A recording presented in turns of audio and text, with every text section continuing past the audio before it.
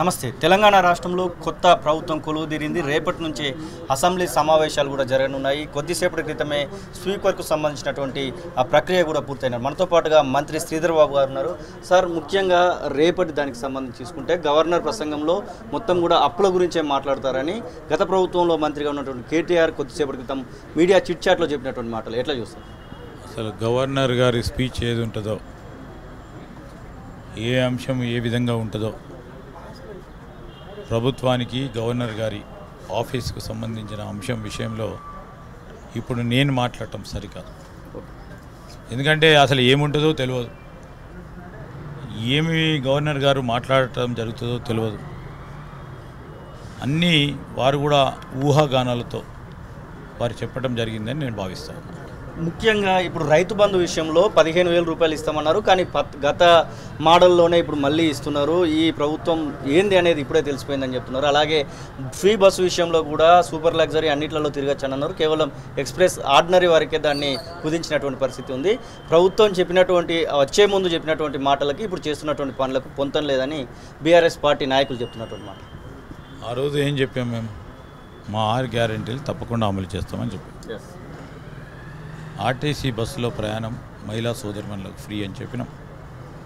దాని విధి విధానాలు ఏర్పాటు చేసినాం. ఫ్రీగా ఈరోజు మహిళా సోదరిమణులు అందరూ సంతోషంగా తిరుగుతున్న సందర్భంలో ఏదో ఒకటి వారి మనసులో మరి ప్రభుత్వానికి వ్యతిరేకమైన ఒక సంశయాన్ని ముందుకు పెట్టే ప్రయత్నం చేశారు.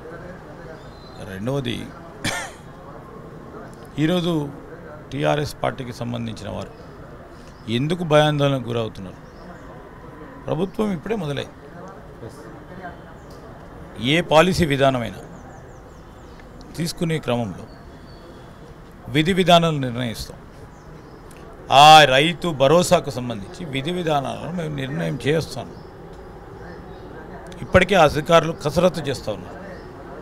ఆ కసరత్తు భాగంలోనే రైతు భరోసా విషయంలో ఖచ్చితంగా మేము ఇచ్చిన మాట మేరకు నిలుపుకోవాలనే ఒక ప్రయత్నంలోనే ఈరోజు రైతు భరోసా పకడ్బందీగా ఆర్థిక క్రమశిక్షణతో ముందుకు పోవాలని ఆలోచన చేస్తూ ఉన్నాం.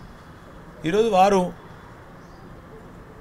రైతు సంబంధించిన మీరు ఇచ్చే 5,000 రూపాయలు ఆల్రెడీ ట్రెజరీలో పోయి విడుదలకు సిద్ధంగా ఉన్న తరుణంలో మరి సమయం ఎక్కువ తీసుకోకుండా ఆల్రెడీ ఆన్గోయింగ్ స్కీమ్ని ఆపితే ఏమంటారు? ఆపినంటారు. ఆపకుండా వెంటనే విడుదల చేసే కార్యక్రమం చేయాలని ముఖ్యమంత్రి గారు ఆదేశించడం జరిగింది. ఐటీ శాఖ నుంచి కొన్ని ఐటీగా ఉన్నటువంటి హైదరాబాద్ నుంచి కొన్ని పరిశ్రమలు చెన్నైకి పోతున్నాయని చెప్పేసి ఈరోజు పొద్దున పేపర్లలో కూడా కనబడతా ఉంది. నిజంగానే అట్లా జరుగుతుందా? మీరు ఇప్పుడు ఐటీ మినిస్టర్గా ఉన్నారు, ఎలాంటి కొత్త పుంతలకు ఇక్కడ తీసుకురాబోతున్నారు ఐటీని? నేను మా ముఖ్య కార్యదర్శి గారిని కోరటం జరిగింది. అసలు విషయం ఏంది, పేపర్లో వచ్చిన దానికి అసలు వాస్తవం లేదని కనుక్కొని మేము తిరిగి చెప్పడం జరుగుతుంది.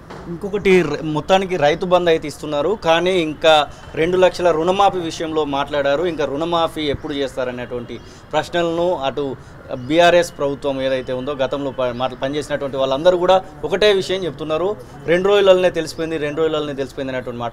నిజంగానే మీరు ఏదైతే రైతులకు ఇచ్చినటువంటి హామీ ఉందో రుణమాఫీని నెరవేర్చడానికి ఇంకా సమయం పడుతుందా, లేదు అంటే ఈ మధ్య కాలంలో జరగచ్చు? 100 అయినా 106 అయినా ఒకటే మాట.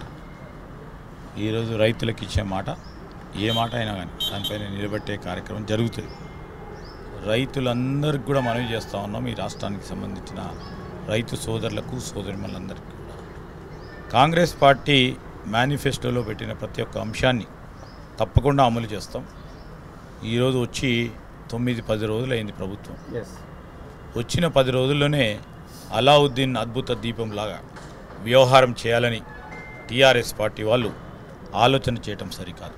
ఎందుకంటే వారు కూడా ప్రభుత్వాన్ని నడిపించే ప్రయత్నంలో ఆ రోజు వారు చెప్పిన అనేక మేనిఫెస్టోలో ఉన్న అంశాలని ఎంత దూరం తీసుకెళ్లారో, ఎంత సమయంలో వారు అమలు చేశారో ప్రజలందరికీ కూడా తెలుసు.